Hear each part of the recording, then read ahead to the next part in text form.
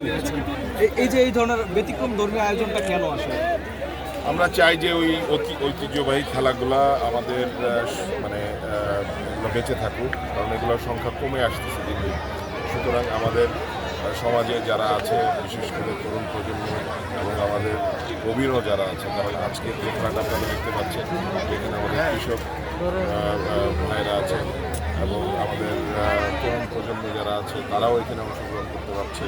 এখানে হারুডু খেলা হচ্ছে, তৈলাক্ত কলা গাছ, তারপরে হাড়ি ভাঙ্গা, এবং আমাদের মহিলারাও এখানে অংশগ্রহণ করেছে। সুতরাং আমরা সকলের জন্য সকলেই যেন এখানে আনন্দ করতে পারে এবং আমাদের যে ঐতিহ্যবাহী খেলাগুলো আছে সেগুলো যেন আমাদের সমাজে টিকে থাকে। তো সেই জন্যই আজকে এই পরিকল্পনা। যদি নির্বাচনে পাশ করে, যদি সংসদে যান, ওই ঐতিহ্য রক্ষার্থে কী কী পদক্ষেপ দেবেন?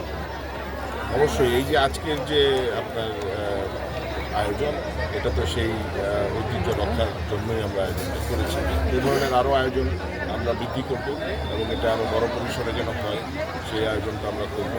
এবং এছাড়াও আমাদের যে পরিকল্পনা আছে যে গাজীপুরের মানুষের ভাগ্য উন্নয়নে কাজ করার যে সকল পরিকল্পনা এবং গাজীপুরকে আরও উন্নত নগরী হিসেবে গড়ে তোলার যা যা করা প্রয়োজন সেটা আমরা আজকে যেখানে এসেছি এটা দেখলাম অত্যন্ত আসলে একদম গ্রামাঞ্চল, শহরের সাথে বেশ দূরে।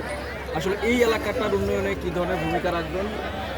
That's the beauty of Gazipur, কারণ এখানে শহরও আছে, গ্রামের কিছু প্রাকৃতিক দৃশ্য আপনারা উপভোগ করতে পারছেন। এখানে সব কিছুই যদি শহরে পরিণত হয়, দালান কোঠায়, তখন ভালো লাগবে না। সুতরাং আমরা দুইটার মধ্যে ব্যালেন্স করে যেন থাকতে পারি, আমাদের গাজীপুরটাকে সুন্দর রাখতে পারি। কারণ যেভাবে অপরিকল্পিতভাবে শিল্প গড়ে উঠেছে, আমরা শিল্পের পক্ষে, কিন্তু সেগুলো যেন পরিকল্পিতভাবে গড়ে ওঠে। আমাদের কৃষি জমি সেগুলোও যেন থাকে, আমাদের যে ন্যাশনাল জাতীয় উদ্যান এখানে ন্যাশনাল পার্ক, সেটাকেও